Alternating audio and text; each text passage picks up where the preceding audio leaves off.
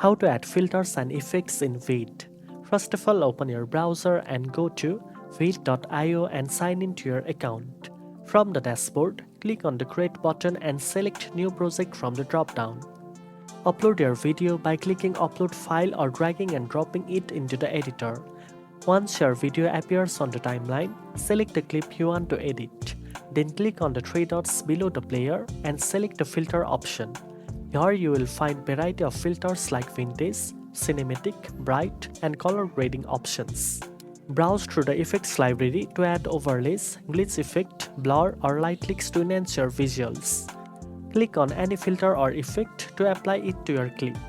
You can also adjust the intensity to achieve the perfect look.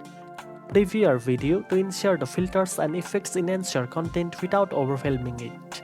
Once satisfied, export your video with filters and effects applied. Now you know how to add filters and effects in VEED.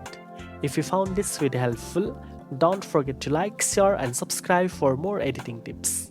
Thanks for watching, and I'll see you in the next one.